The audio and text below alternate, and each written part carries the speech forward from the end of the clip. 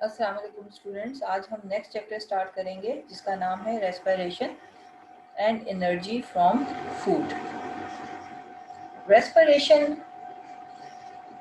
को समझने से पहले it is very necessary to understand breathing. Breathing Urdu में हम उसको कहते हैं सांस लेना। अब ब्रीदिंग और रेस्पिरेशन में क्या फर्क है? ये देखिए, ब्रीदिंग में आपको एक चीज यहाँ पे डायग्राम से समझ में आ रही होगी कि ये ऑक्सीजन है that is taken in through the nostrils of the nose. Oxygen जो है वो बॉडी के अंदर जा रही है इन नथनों के जरिए से, नाक के नथनों के जरिए से, और फिर अंदर जाकर ये लंग्स में ये हवा हवा जाती है अंदर, ठीक है। और लंग्स क्या करते हैं, इनके अंदर ब्लड कैपिलरीज होती है जो कि ऑक्सीजन को एब्जॉर्ब करने की जबरदस्त सलाहियत रखती है, ठीक है।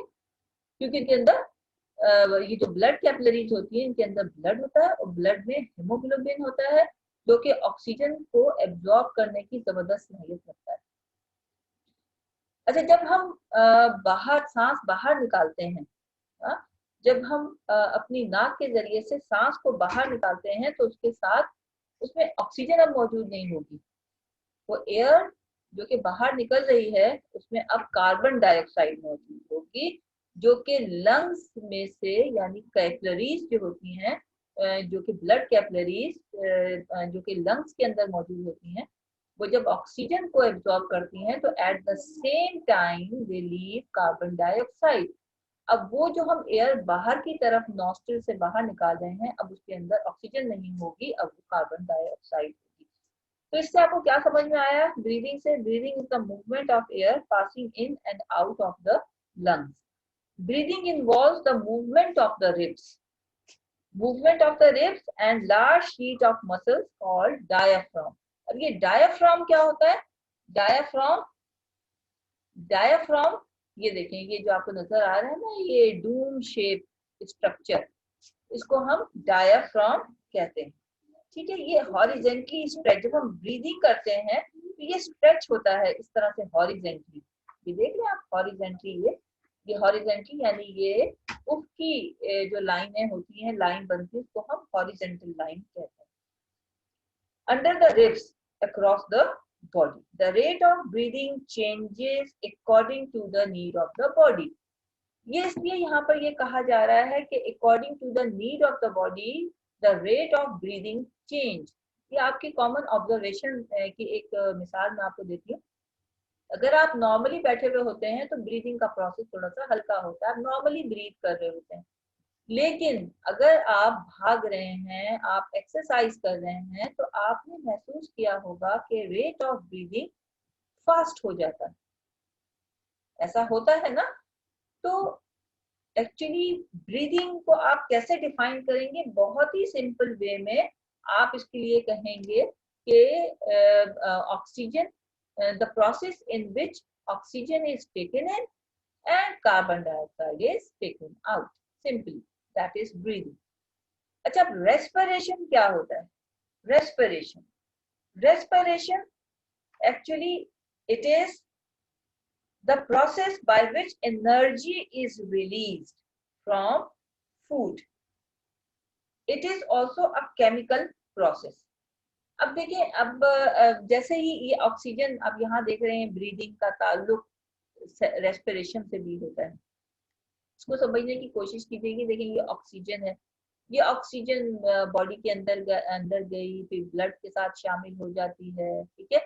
फिर ब्लड जो होता है, आपको पता है कि जब वो सर्कुलेट करता है पूरी बॉडी के अंदर, तो वो एक्चुअली अपने साथ डाइजेस्टेड फूड भी लेके जा रहा होता है हर एक सेल के अंदर।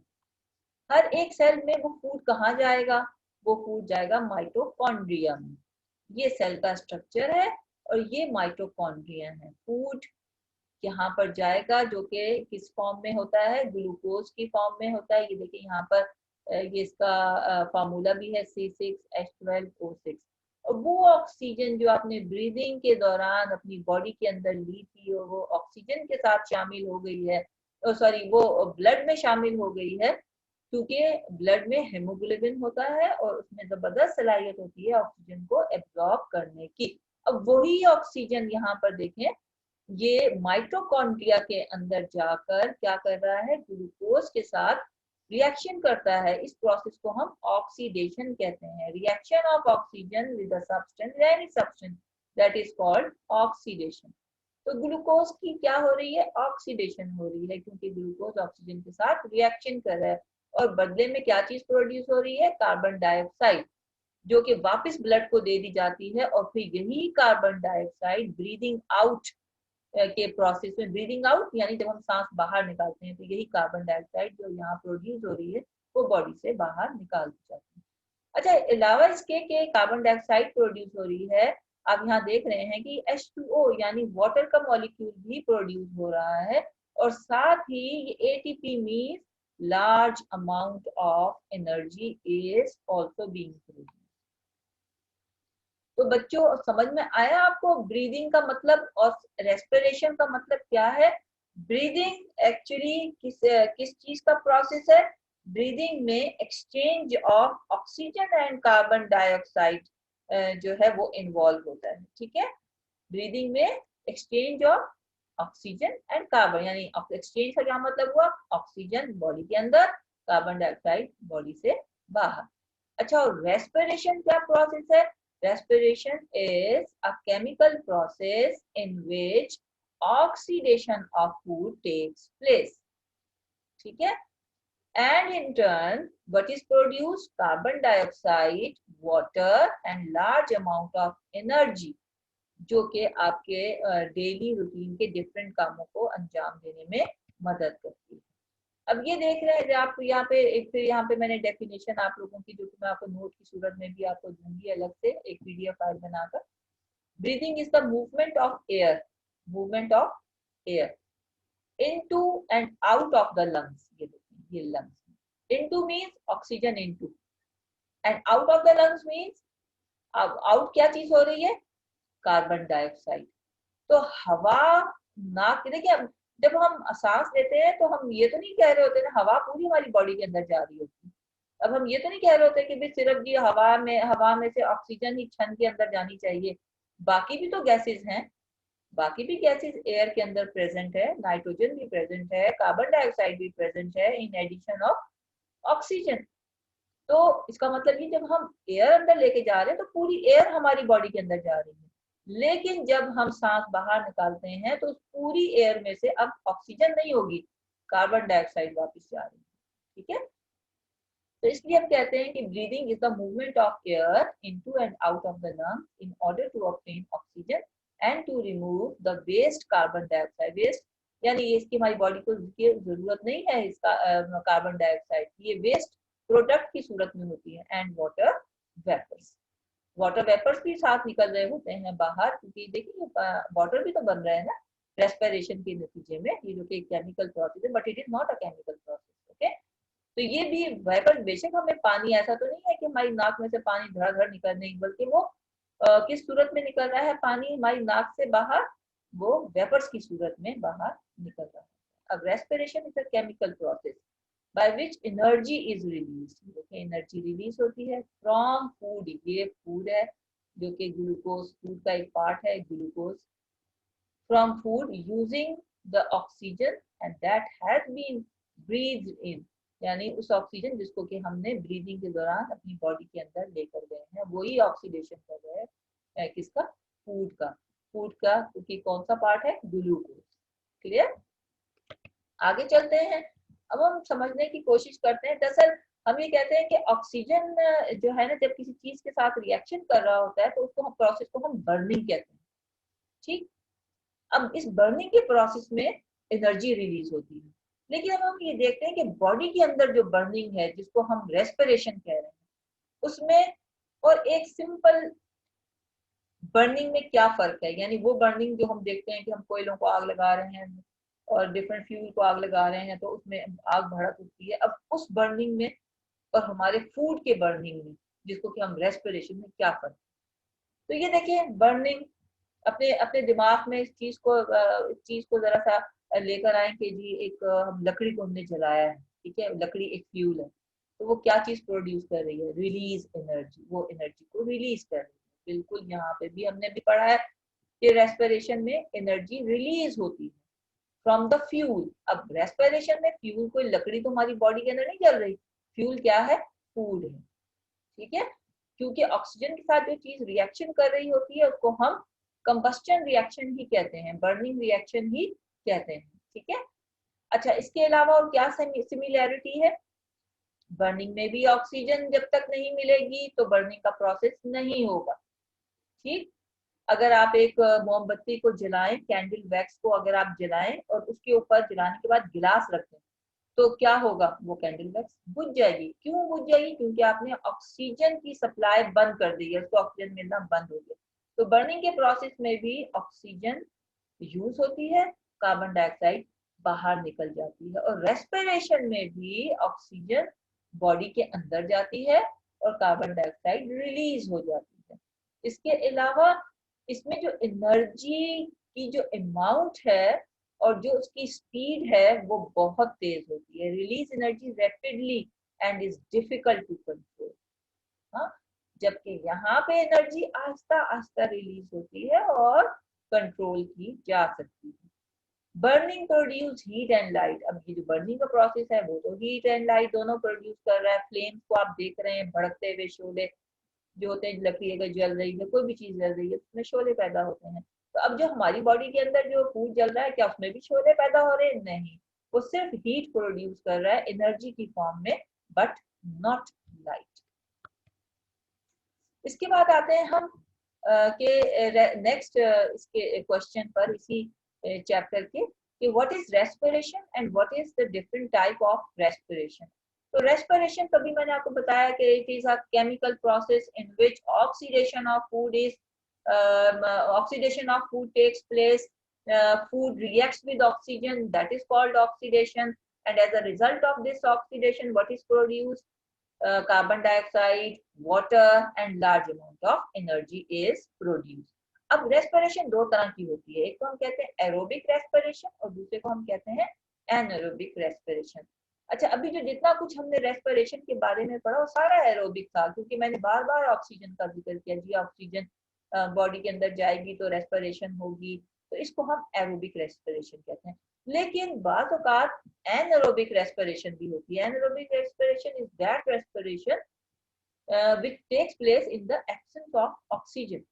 अच्छा, एरोबिक रेस्पिरेशन में क्योंकि ऑक्सीजन बॉडी के अंदर जाती है और complete oxidation of food takes place, यानी फूड की कंप्लीट ऑक्सीडेशन हो जाती है, ये कंप्लीटली ग्लूकोज सा रिएक्शन करता है और carbon dioxide, water and large amount of energy produce करता है। जबकि एनारोबिक रेस्पिरेशन में चूंकि ऑक्सीजन यूज नहीं हो रही होती, इस वजह से इसकी इनकम्प्लीट ऑक्सीडेशन होती है। इसकी इनकम्प्लीट ऑक्सीडेशन की वजह से ये अल्कोहल प्रोड्यूस हो रहा होता है and small amount of energy. अब देख लें यहाँ पर कितनी ज्यादा अमाउंट की एनर्जी, 686, जबकि यहाँ पर सिर्फ 56 किलो कैलोरीज एनर्जी जो है वो प्रोड्यूस हो रही होती है।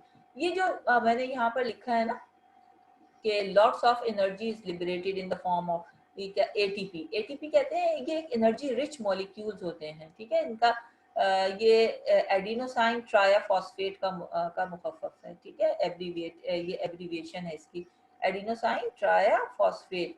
एनर्जी रिच मॉलिक्यूल होते हैं। इसमें भी देखें जो है एटीपी प्रोड्यूस हो रहा है, लेकिन देखिए इसमें 38 और यहाँ पे सिर्फ 2। क्लियर।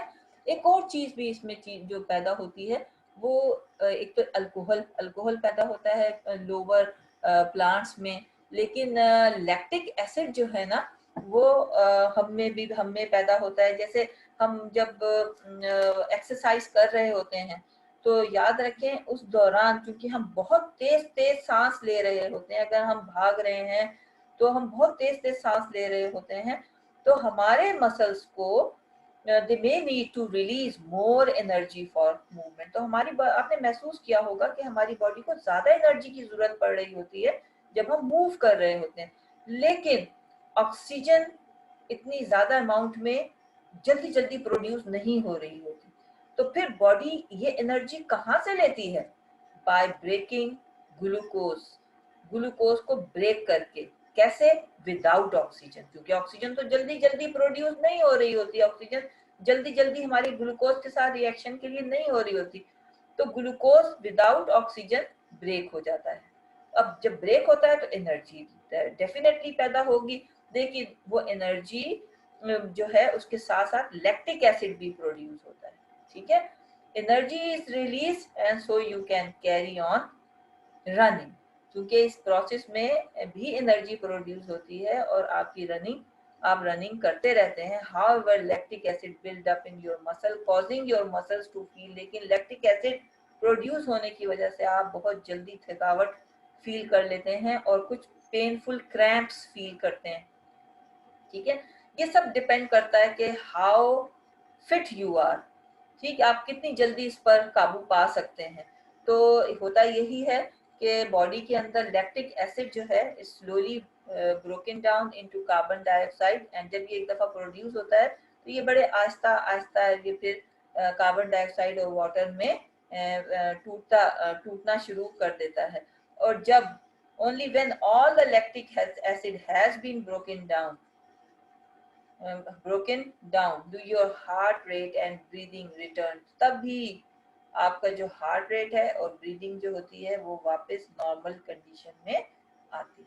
तो हमने क्या चीज समझी इसमें कि एनारोबिक रेस्पिरेशन में हमें ज्यादा एनर्जी की जब यानी जब कब प्रोड्यूस होती है, कब एनारोबिक रेस्पिरेशन होता है, जब ऑक्सीजन की एब्सेंस में ये होता है। और ये कब होता है, जब हम भागते हैं, जब हम एक्सरसाइज कर रहे होते हैं तो हमारी बॉडी को ज्यादा एनर्जी की जरूरत होती है, तो उस वक्त ग्लूकोज जो होता है वो विदाउट रिएक्टिंग विद ऑक्सीजन ये ब्रेक हो जाता है।